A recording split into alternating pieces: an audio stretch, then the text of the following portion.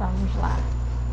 A gente estava vendo na aula passada esse tema de Marcos como uma fonte dos sinóticos, e nós vimos, terminando vendo, que a preocupação fundamental dos evangelhos, não só de Marcos, mas dos outros dois sinóticos, é exatamente a morte de Jesus, explicar a morte de Jesus, tá? Então, por que a preocupação fundamental é explicar a morte de Jesus? Eu vou colocar uma passagem bíblica aqui no chat, Deuteronômio 21, 23. Nessa passagem bíblica se afirma que todo aquele que for morto, suspenso no madeiro, é maldito de Deus. E dá orientações para que seja sepultado no mesmo dia, né? Porque geralmente esses cadáveres dos enforcados e dos crucificados ficavam pendurados lá durante o tempo que levavam para apodrecer e para as aves de rapina darem cabo de toda a parte dos músculos, deixando os esqueletos pendurados. Para Israel isso é uma abominação. Eles são malditos, e enquanto eles não forem enterrados, a terra fica maldita por causa deles. Então, como Jesus morreu na cruz, ele foi tratado pelos contemporâneos dele, conforme a orientação que estava lá no Deuteronômio, né? Que ele era um maldito de Deus. E, obviamente, se é um maldito de Deus, não pode ser o Cristo, porque o Cristo é o contrário, é o bendito de Deus. A forma de crucificar, essa forma de executar os condenados, não foi inventada por Roma. Era uma forma muito cruel, e acredita-se que em Israel, de início, essas formas mais cruéis de execução foram eliminadas exatamente foram ditas que eram malditas exatamente para que não fossem praticadas, né? Então, geralmente em Israel, a penalidade mais utilizada era o apedrejamento. Então, Roma, sabendo que além de tudo era uma tortura terrível, porque a pessoa era muito humilhada, ela atravessava a cidade nua, totalmente nua, carregando a cruz, né? Pelo menos uma parte da cruz. E então ele era xingado, era humilhado publicamente, depois de ter sido açoitado e outras coisas mais. Então, além de tudo, ficava lá pendurado, tentando sobreviver, porque os pulmões ficavam pressionados e eles se sentiam sufocados, né? Asfixiados. Então, por isso eles se firmavam muito nos pés para tentar erguer o corpo, para o corpo não baixar, né? Porque se o corpo baixasse, eles ficavam sem respirar.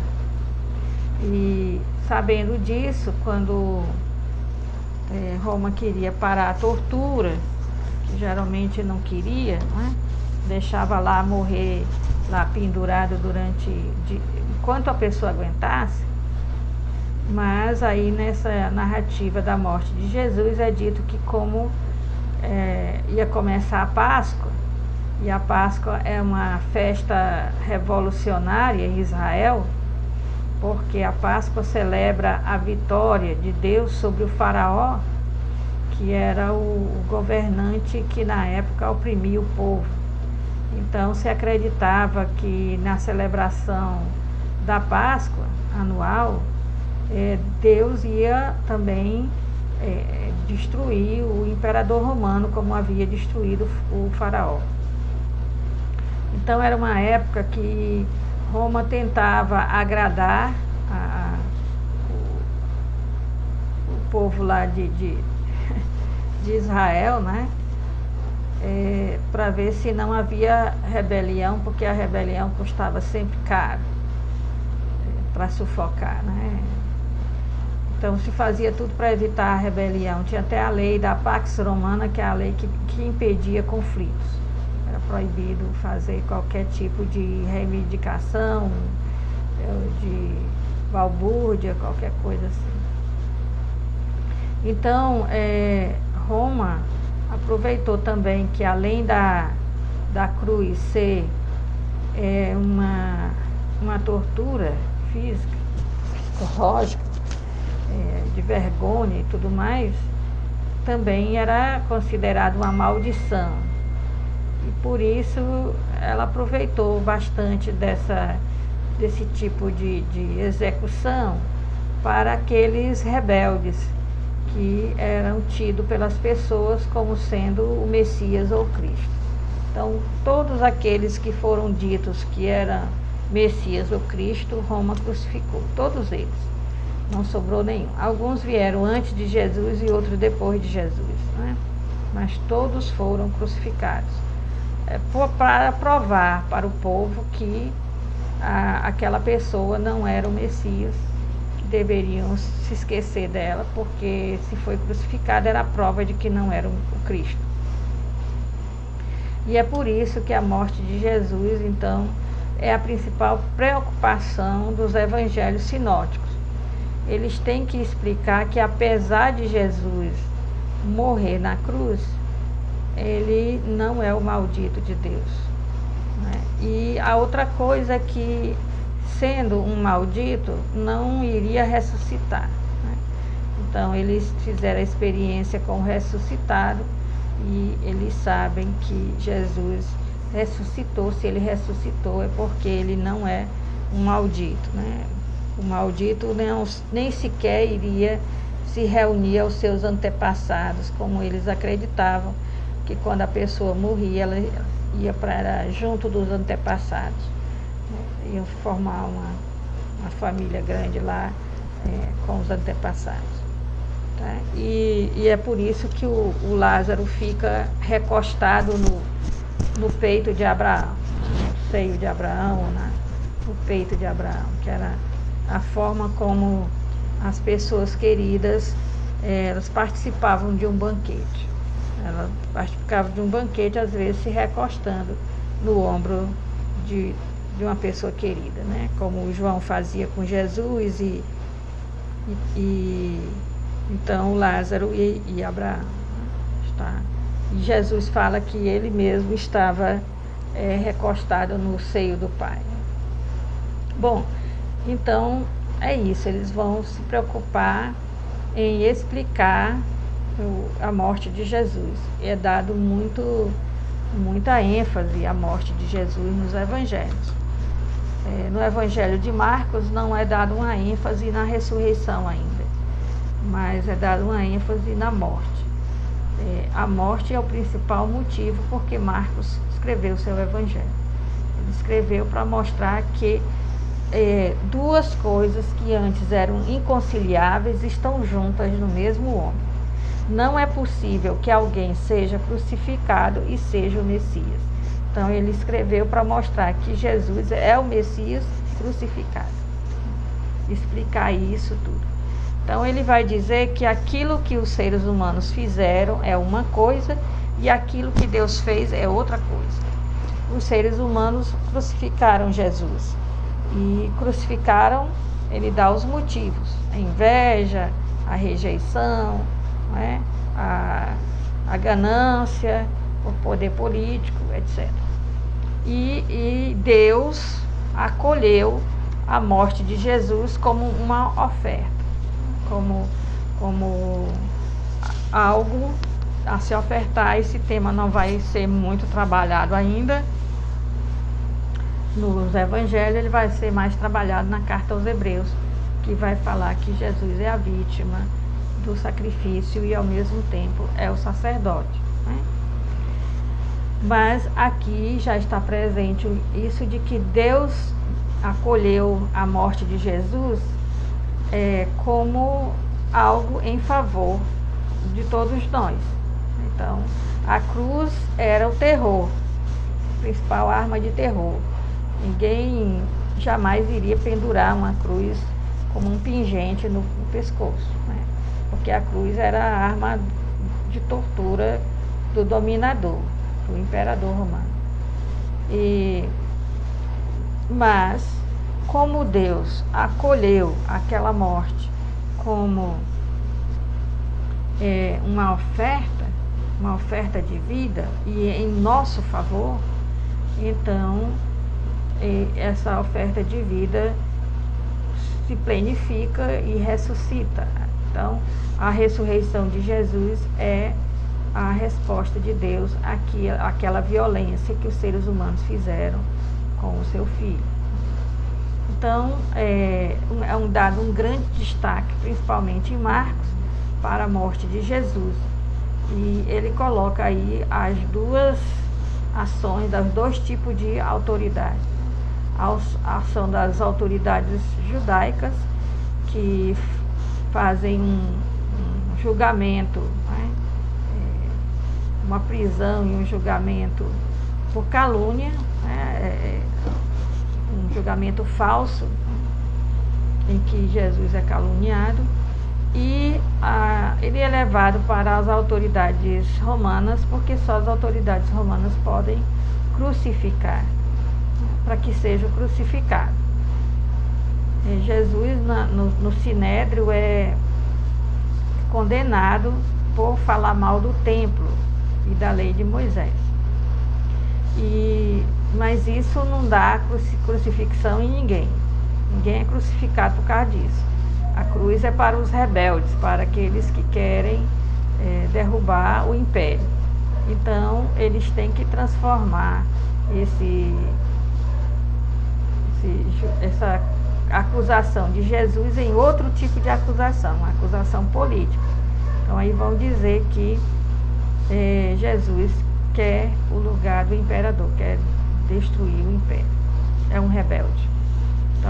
Então ninguém acredita nisso, mas para não desgostar os clientes, né, Pôncio Pilatos tem a obrigação de fazer isso, porque senão ele será denunciado ao seu patrono, que é o imperador, né? O cliente tem a obrigação de defender a honra do patrono. E então, como vocês viram aí na primeira aula, né, o Pôncio Pilatos não pode manter vivo uma pessoa que está querendo matar o imperador, né? Certo? Então, mesmo não acreditando nisso, ele tem as obrigações com o seu patrono. E é isso que a turma dos judeus aí que prendem Jesus, as autoridades judaicas, elas pressionam Pilatos, né? Nós trouxemos para ti um homem rebelde que quer destruir o imperador e você quer manter esse homem vivo? Como assim? Vivo e em liberdade? Né? Como assim? Isso não é possível, você está contra o seu patrono. Então, a purificação do templo teria sido para o Evangelho de Marcos o pivô, digamos assim, na primeira parte do Evangelho, Jesus vai ficando famoso, cada vez mais famoso, né? E a animosidade, a hostilidade da liderança judaica vai crescendo, né? Então vamos sempre fazer esse tipo de, digamos assim, de distinção. Não são os judeus que estão contra Jesus, tá? Não é o povo judeu que está contra Jesus, que é responsável pela morte de Jesus. São as autoridades religiosas. O povo protegia Jesus. Várias vezes o Evangelho diz que eles queriam pegar Jesus, prender Jesus, mas por medo da multidão eles desistiam, não é? porque podiam ser linchados e tudo mais, que a multidão era a favor de Jesus. Então, eles tiveram que prender Jesus numa situação em que não tivesse a multidão por perto. Tiveram que agir bem rápido, antes que todo mundo ficasse sabendo, porque quando ficaram sabendo, aí já não tinha mais como reagir, porque os soldados romanos já estavam preparados para manter a ordem, não é? Enquanto Jesus atravessava a cidade com a cruz. Então já não puderam fazer mais nada. Então eles tiveram que agir bem rápido, por isso que o julgamento, a prisão, o julgamento de Jesus é uma coisa rápida, para evitar que a multidão pudesse proteger Jesus. Então é um crime a gente dizer que os judeus rejeitaram Jesus. Todos os que acreditaram em Jesus no início eram todos judeus. A comunidade foi só de judeus durante muitos anos mesmo, né? Então a gente parece que está vendo a coisa muito rápida, não é? Quando a gente assiste um filme da vida de alguém, a pessoa às vezes morreu de velhice. O filme dura 1 hora, é tudo muito rápido. Então contar a história é coisa muito rápida. Então parece que o primeiro estrangeiro que entrou na comunidade cristã, que é Cornélio, lá no Atos dos Apóstolos, foi logo depois que Jesus morreu. Isso levou talvez uns 20 anos para isso acontecer. Então, durante esse tempo todo, quem era membro da comunidade cristã era só judeus, né? Foi Paulo que teve a ideia foi inspirado para evangelizar aqueles que não são judeus, mas antes ninguém imaginava que uma coisa dessa poderia ser possível, né? Certo? Achava que somente quem era judeu deveria seguir Jesus. Então dizer que o povo judeu crucificou Jesus ou que não acreditou em Jesus é um absurdo. A comunidade cristã era composta de judeus durante muito tempo, tá? Jesus era judeu, sua mãe, seus irmãos, seus discípulos, todo mundo. Inclusive o Evangelho de Marcos, ele é bem histórico, não é? Ele diz que as mulheres ficavam chorando e gritando bem longe. Por quê? Porque os soldados não deixavam ninguém se aproximar. Tá? Ninguém ficava próximo, assim, pertinho. Então, vocês sabem que essa dramatização da Via Sacra, ela vem do livro apócrifo, né? Ela não vem dos evangelhos. Verônica enxugando o rosto de Jesus e passando a face de Jesus para o lençol que ela usou para enxugar o suor dele, isso aí é apócrifo, né? Inclusive nem tinha mulher chamada Verônica, porque Verônica é uma expressão, vero iconar, verdadeira imagem. Era a Verônica, a verdadeira imagem, era a imagem de Jesus, né? E não o nome de mulher. Então os apócrifos, séculos depois, século VI, século VIII, criaram muita coisa a respeito tanto do nascimento de Jesus quanto da morte e ressurreição de Jesus, né? Então a maioria dessas devoções da Semana Santa, né, vem dos apócrifos, não vem dos evangelhos. O Evangelho de Marcos diz que as mulheres ficaram distantes, chorando, batendo no peito e chorando, né, por ele. Não tinha como se aproximar de um condenado, porque se aproximasse, podia se rebelar e tirá-lo dali, né? Os soldados evitavam que qualquer pessoa pudesse livrar o condenado da execução. Ele não deixava ninguém se aproximar, né? Não é biografia. O Evangelho não é biografia, tá? Ele não está preocupado em contar a vida de Jesus. Ele está preocupado em que a gente creia. Qualquer coisa que ele fale da vida de Jesus tem a ver, tá concatenado com essa coisa de mostrar que ele é o Salvador, né? Não é assim só por chegar e falando o que Jesus fez, né? Então, essa leitura, não é, do Evangelho de hoje, de que Jesus cura, não é, o filho de um oficial do rei, ela tem um propósito. Ela não é só para a gente saber disso. É porque a gente tem que confiar na palavra de Jesus.